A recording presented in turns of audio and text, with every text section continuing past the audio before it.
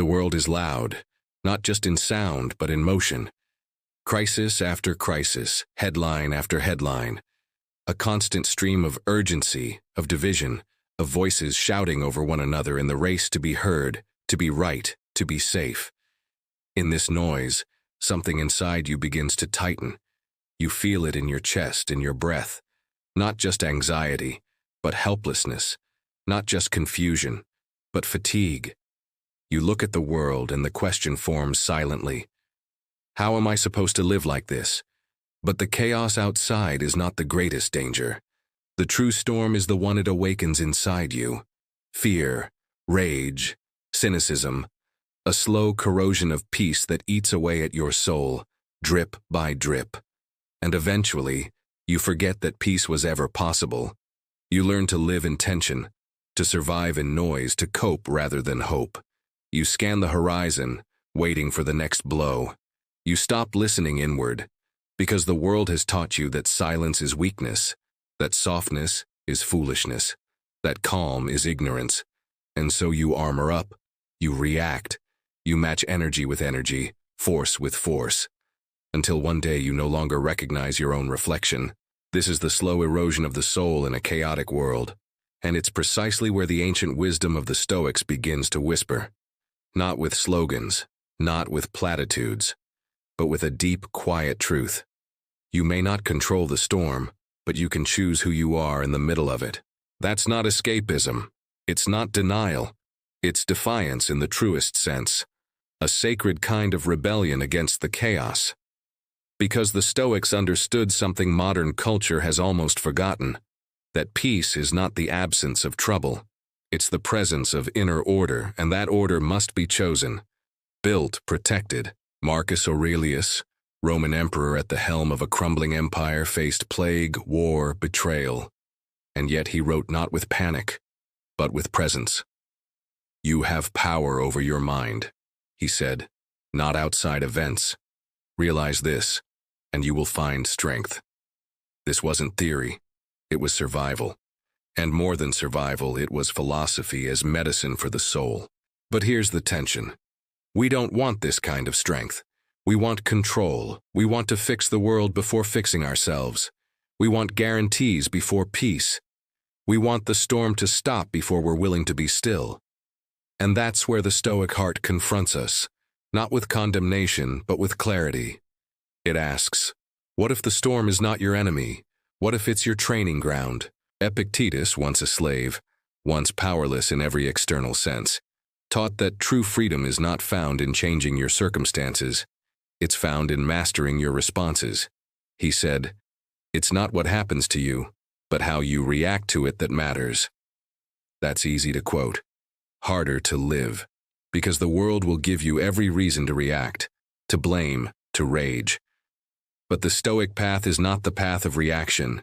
It's the path of restraint, of attention, of sovereignty over the self. And yet, this is not Stoicism as numbness. It's not cold indifference. The true Stoic is not unfeeling. He feels, but is not ruled by feeling. He grieves, but is not consumed. He sees the world clearly, and still chooses virtue over vengeance, order over panic, wisdom over impulse. And this clarity doesn't come from escape. It comes from engagement with your own soul, with the still, quiet center that the world tries to drown out. The Stoic heart begins here, not by changing the world, but by changing your relationship to it. Not by controlling chaos, but by refusing to let chaos control you. It's a daily discipline, a spiritual training, a choice to return again and again to the place within you that cannot be taken. That place is not loud, it does not demand attention, but it is stronger than the storm. Seneca, who lived through political upheaval and personal tragedy, wrote letters to friends not filled with bitterness, but with wisdom. He taught that we suffer more in imagination than in reality, and that much of our torment comes not from what is, but from what we fear might be. The Stoic practice, then, is a return to reality, a stripping away of illusion, a decision to live in the present moment with courage, with clarity, with calm. And this is not ancient history. This is your life. This is your mind in the middle of headlines, your breath in the middle of pressure, your heart in the middle of relational tension, cultural division, economic uncertainty. The Stoic doesn't deny these things. He faces them, but rooted in something deeper than circumstance. You are not what happens to you. You are not what others think of you. You are not the chaos of the culture. You are the chooser of your response. You are the guardian of your inner world. You are the builder of your own peace. The Stoic heart is not an escape from emotion. It is a reordering of the soul, a way of seeing that anchors you in the storm rather than being swept away by it. It's not a superpower.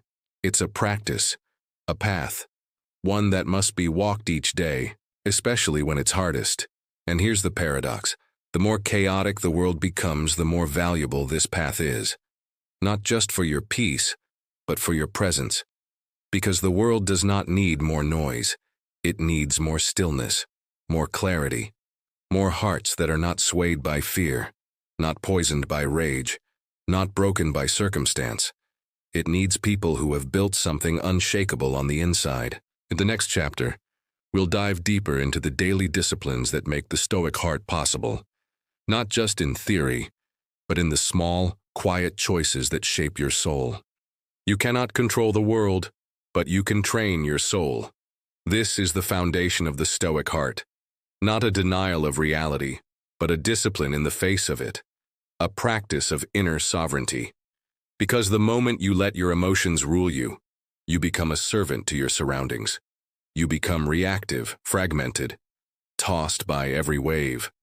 But the moment you choose to govern your responses, you begin to reclaim the one thing no one can ever take: your freedom. This is what the Stoics meant by discipline. Not mere self-control, but something deeper: self-possession. The art of becoming a stable self in an unstable world. Epictetus called this keeping your ruling faculty in harmony with nature. That sounds abstract, but it's incredibly practical. It means that your first task each day is not to fix the world. It's to train your attention, to align your judgments with what is real, to notice when your desires lead you away from virtue, to pause when your fear begins to write stories in your mind that haven't yet happened. Because every emotion begins with a judgment. You don't just feel fear. You interpret a situation as dangerous. You don't just feel envy. You interpret someone else's success as a threat to your worth. The Stoics understood this, that most of our suffering is not caused by the world itself, but by the stories we attach to it. And so, they trained themselves not to feel less, but to judge more wisely. That's why Marcus Aurelius, amidst war and betrayal, wrote daily reminders to himself. Not lofty ideas, but gritty spiritual exercises. Ask yourself at every moment, he wrote, is this necessary? Does this help me fulfill the role nature gave me? Will I regret giving in to this impulse? These were not rhetorical questions. They were tools of liberation. Because the Stoic doesn't aim to win arguments or avoid discomfort. He aims to stay aligned with truth, with virtue, with reality. But let's be honest, discipline doesn't feel like freedom at first. It feels like friction, like denial, like effort. In a world obsessed with ease and instant gratification, discipline is offensive. Why delay pleasure? Why resist emotion? Why say no when you can say yes? But the Stoics knew, without discipline you don't get freedom. You get addiction, you get chaos. You get the illusion of control while being ruled by every passing impulse. Seneca warned that a man who is a slave to his passions is more imprisoned than any man in chains, because chains can be broken. But inner chaos, that must be trained out, burned out, rewired through daily repetition. That's why discipline isn't an act, it's a rhythm, a way of being, a spiritual posture that says, I will not be mastered by what is beneath me. I will master myself, not for pride, but for peace. This discipline begins in small things, in how you begin your morning, in what you allow into your mind, in how you speak to others when no one is watching, in the moments when you're tired, triggered, tempted, and you still choose restraint. Not to suppress, but to align. to bring your inner world into harmony with what matters most. And here's what's radical. This discipline is not fueled by self-hatred. It's not punishment. It's love. Because when you love your soul, you protect it. You don't feed it with junk. You don't let fear dictate its direction. You don't offer it to anyone who demands it. You guard it not with walls but with wisdom. You train it, not to harden, but to deepen. Epictetus compared the soul to a garden. Left alone, it grows wild, overrun by weeds of desire and fear. But tended with care, with discipline, it becomes a place of order, beauty, strength. The weeds will always return. The world will always try to plant panic, bitterness, distraction. But the disciplined heart uproots these daily, gently, faithfully. And this is not just about your peace, it's about your presence in the world. A disciplined person is not reactive. They are rooted. They don't chase validation. They embody it. They don't echo the noise. They anchor others through their silence. In chaos, they become clarity. Not because they have no fear, but because they are no longer ruled by it. This kind of discipline does something else too. It gives you back your time. Not in the clock, but in the soul. You stop wasting hours on regret, on revenge, on resentment. You stop giving away energy to things beyond your control. You begin to live with focus, with intention. You discover that your life is not measured in days, but in decisions. And every disciplined choice becomes a seed of peace. But discipline alone is not enough. The Stoic heart is not just hard, it is wise. In the next part, we'll explore how discernment, the ability to separate what is within your power from what is not, is the soul's compass. Because you can't live wisely if you don't know what's yours to carry. Wisdom is not knowing everything. It's knowing what matters. And perhaps more importantly, it's knowing what doesn't. In the Stoic tradition, this is the sacred task of discernment. To divide with spiritual precision the things within your control from the things beyond it. Not to escape responsibility, but to direct your energy where it will actually bear fruit. The Stoics knew, without this discernment, your life will be consumed by noise, by worry, by everything that is not yours to fix. At the heart of Stoic teaching is a radical simplicity. There are only two categories of concern, what you can control and what you cannot. And peace comes not from mastering both, but from fully releasing one. Epictetus made it brutally clear. Some things are up to us and some things are not. That's not an inspirational quote. It's a dividing sword. It slices through illusions. It demands clarity. Because much of your suffering doesn't come from life itself. It comes from clinging to things that were never yours to carry. You cannot control what others think of you. You cannot control the past. You cannot control the outcome of your efforts. You cannot control the world. But you can control how you show up. You can control your character, your choices, your attention, your attitude, your actions. This is not an abdication of responsibility. It is the beginning of true power. Because when you stop scattering your soul across things you can't control, you begin to concentrate it on what you can. And that concentration is transformative. It sharpens your vision. It quiets your anxiety. It reveals the path forward not by changing the terrain, but by anchoring your steps. This discernment requires humility, because much of our need for control is rooted in ego. We want the world to bend to us. We want certainty where life offers none. We want to be protected from pain, disappointment, rejection. And so we try to micromanage the universe. But the Stoics saw how futile that is. They saw that freedom doesn't come from domination, it comes from surrender. Not passive resignation, but active alignment with the truth, that the world is not yours to rule, but your soul is. Seneca wrote that, "We are more often frightened than hurt, and we suffer more from imagination than from reality." Why? Because we spend our lives trying to control future pain, trying to guarantee outcomes, trying to rehearse every possible disaster in our minds. And in doing so, we waste the only thing we ever truly possess, the present moment. Discernment pulls us back. It says, what is real right now? What is mine to carry? What is mine to release? This isn't easy. Our culture rewards overthinking, overworking, overfunctioning. We confuse busyness with virtue. We feel guilty when we say no. We feel selfish when we draw boundaries.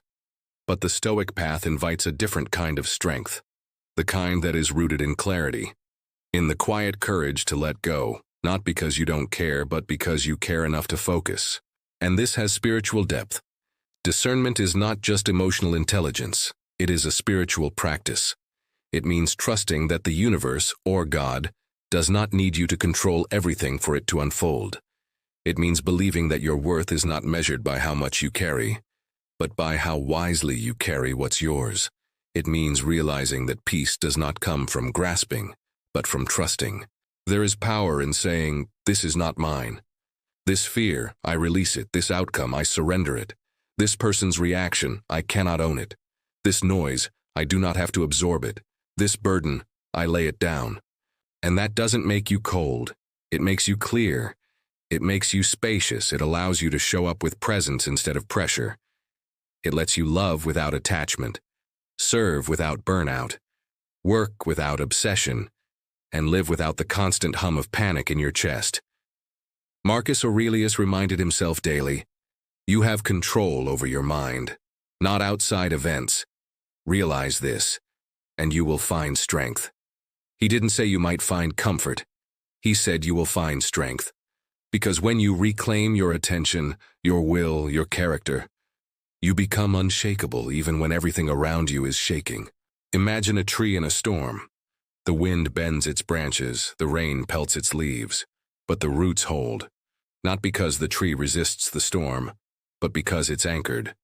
That's the Stoic heart, not immune to pressure, but grounded in what truly matters. And what truly matters is almost always invisible to others. Your daily habits, your thoughts, your choices, the way you speak to yourself when no one else hears. Discernment turns your soul into holy ground. It sanctifies your inner world by refusing to let the external one trample it. It makes space for reflection, for stillness, for listening. It gives you back your breath, your vision, your ability to be in the world without being consumed by it. In the next chapter, we'll look at how this clarity becomes compassion. How the Stoic, far from being detached, actually becomes more present, because he is no longer enslaved by things that are not his to carry. Strength is often mistaken for hardness, but the Stoics knew a deeper kind of power, the kind that doesn't require armor, the kind that allows a person to remain soft in a brutal world, not because they are weak, but because they are strong enough not to close. This is perhaps the most misunderstood part of Stoicism. Many imagine the Stoic as cold, detached, unaffected. But true Stoicism is not the absence of feeling. It is the reordering of feeling, the decision to feel deeply but not be ruled by what you feel. In a culture where outrage is currency and emotional outbursts are mistaken for authenticity, the Stoic seems foreign. But this ancient wisdom is more relevant than ever. Because behind the noise of modern life, people are breaking, burned out, bitter, defensive, isolated. And much of that pain comes from the belief that in order to survive, you must harden. That to protect your heart, you must close it. But Stoicism invites a better way, to remain open, not recklessly, but deliberately. To keep your soul soft not because the world is safe, but because your integrity is sacred. Marcus Aurelius wrote, "The best revenge is to be unlike him who performed the injury." That's not passivity, that's power. The refusal to let another's chaos dictate your character. The strength to return insult with dignity, to meet cruelty without becoming cruel. To keep your soul intact even when others try to tear it apart. This is the Stoic paradox. You stay soft by becoming strong on the inside. You feel without drowning. You care without clinging. You serve without seeking validation. Because your center is secure. This strength allows for compassion.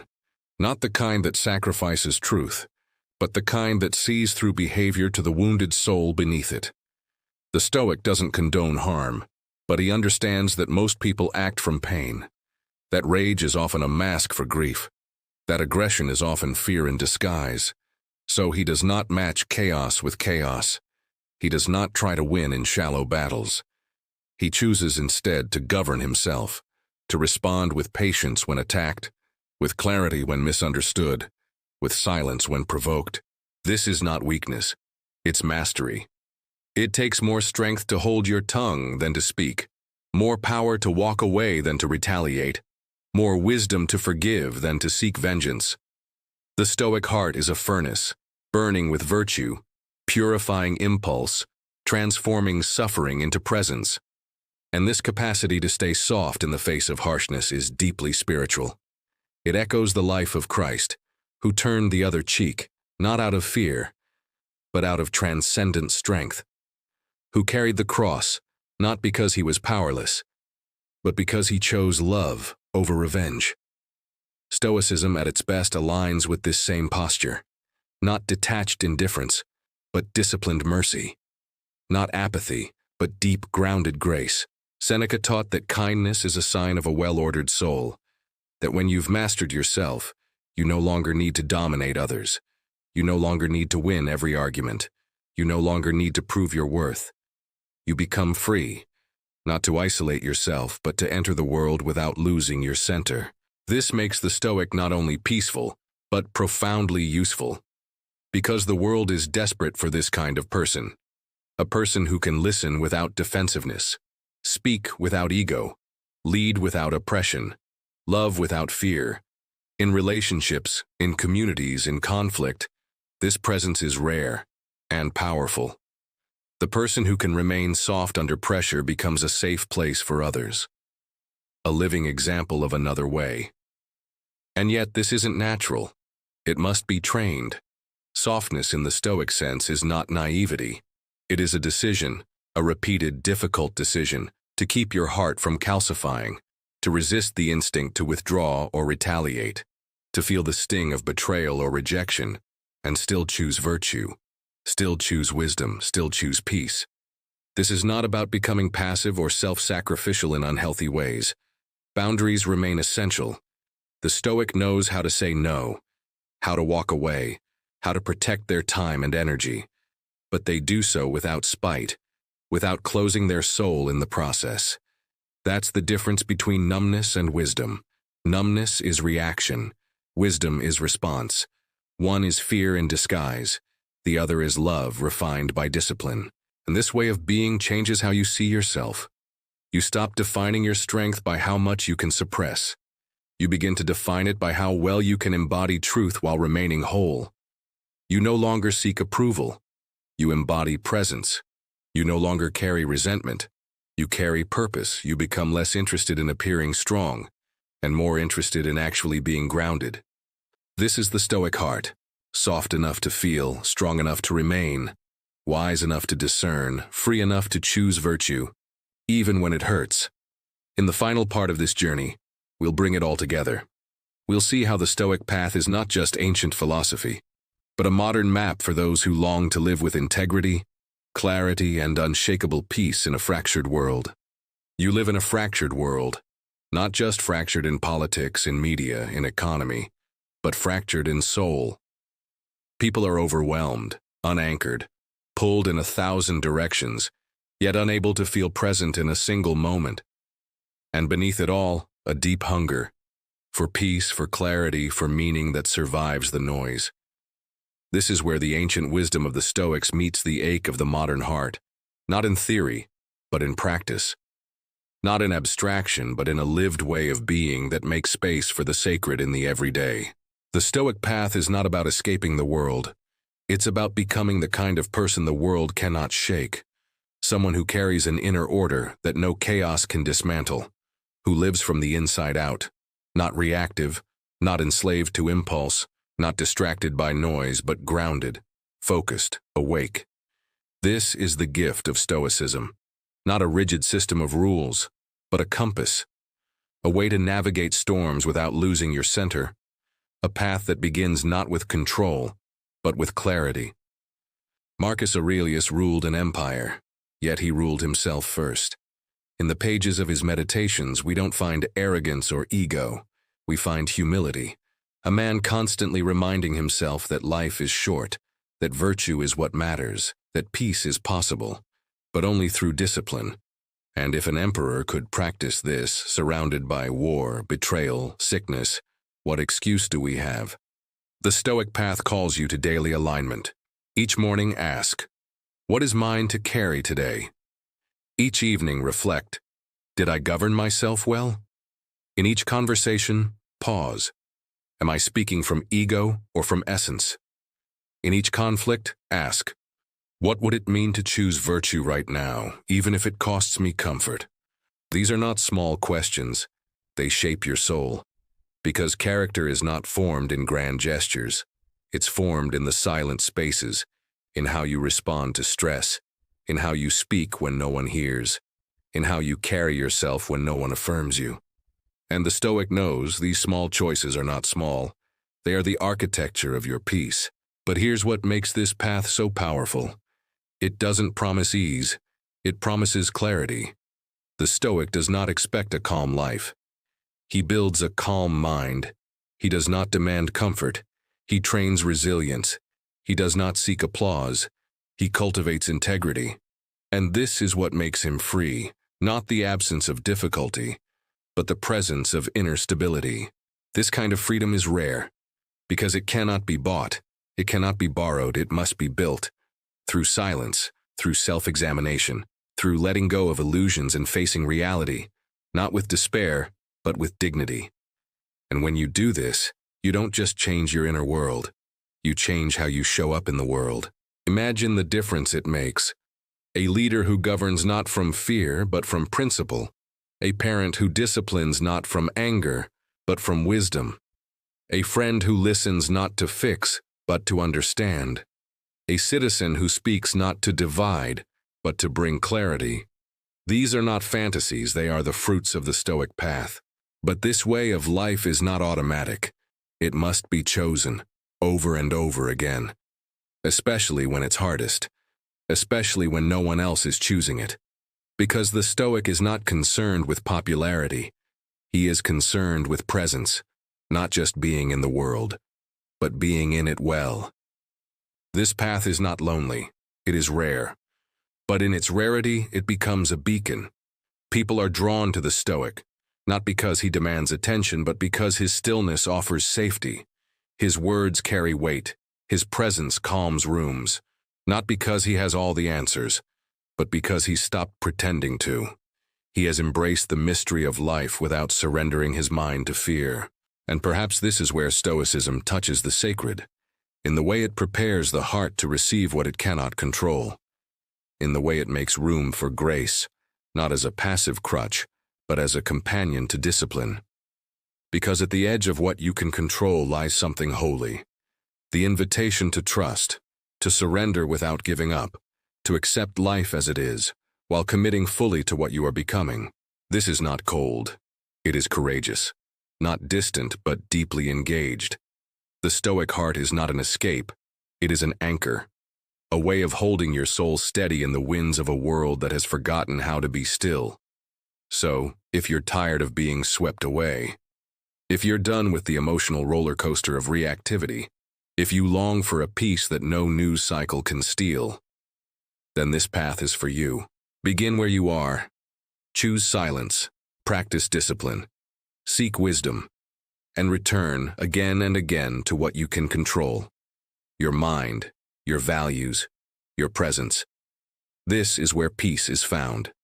Not in fixing the world, but in becoming the kind of person who can walk through it, clear, calm, and unshaken. The Stoic heart is not born, it is built, and it is never too late to begin.